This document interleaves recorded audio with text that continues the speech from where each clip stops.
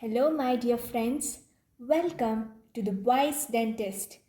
Today, let's read about the odontogenic tumor Ameloblastoma.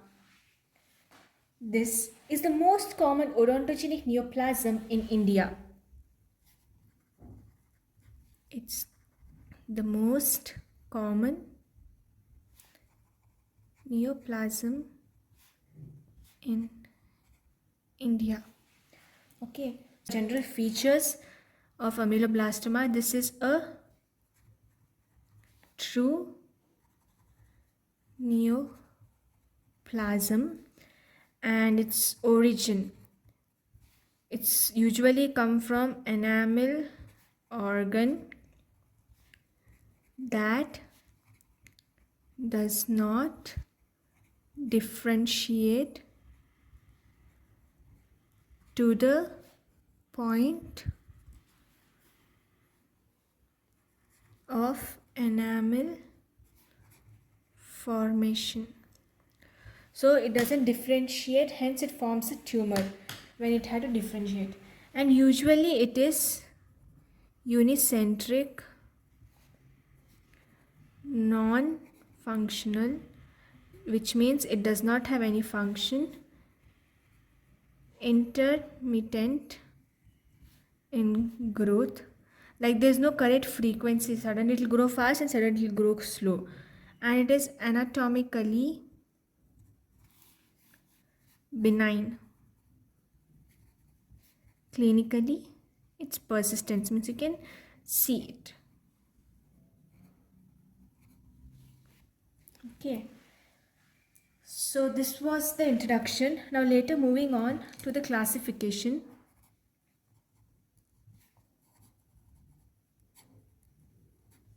This classification is given by WHO and this is the most accepted one. So first one, it is classified as ameloblastoma, that is solid or multicystic and unicystic.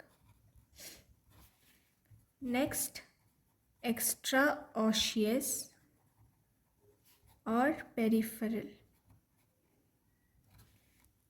Third one, it is metastasizing ameloblastoma. Okay, when we move on to its pathogenesis, now when we write its pathogenesis, in pathogenesis means the tumor may be derived from either cell rest of serous, which is the remnants of dental lamina, then again cell rest of melas, which is again the remnants of hers, which is Hertwig's epithelial root sheath. Next, odontogenic cysts, that is usually dentigerous cyst. Then disturbance from enamel organ, as you have read in the introduction, I have said you about that. Next one is due to the basal cells of surface epithelium of the jaws. Then environmental factors and individual patients variables, like depends on the patient, like their general health, then their nutrition status, like if they're malnutrition and all, it depends on that. In clinical features, we usually see age. At what age? Usually 10 to 90 years it is seen, but it is diagnosed at the age of 30 to 39 years. Okay, next we see gender. There is no significant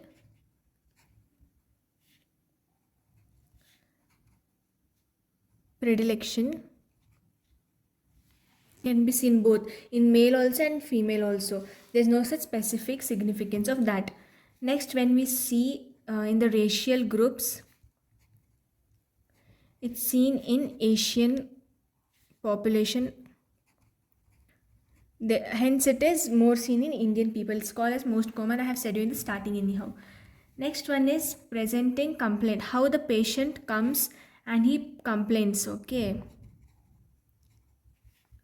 First one is he'll say it is slow in growth, like it didn't come as soon as he felt it. It's from many years and all it's coming, and usually it will be painless, bony, hard, swelling.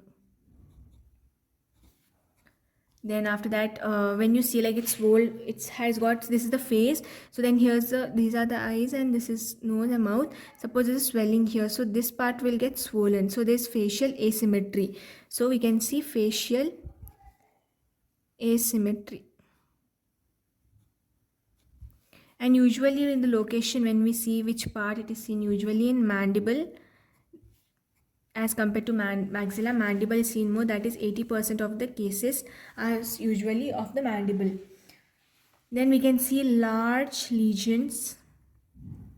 We can see large lesions with mobile teeth. That is, they'll have pain and erosion of cortical bone. Then usually this mandibular part, when you see, it is usually seen in the area of molar, angle and ramus area. Now moving on to the first type of ameloblastoma, that is peripheral or extraosseous ameloblastoma. It resembles to the intraosseous. Now when we look at the location,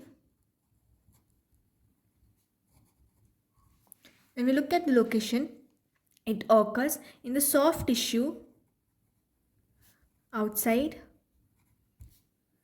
and overlying the bone. Okay, then it has similar features to basal cell carcinoma of the gingiva. Okay.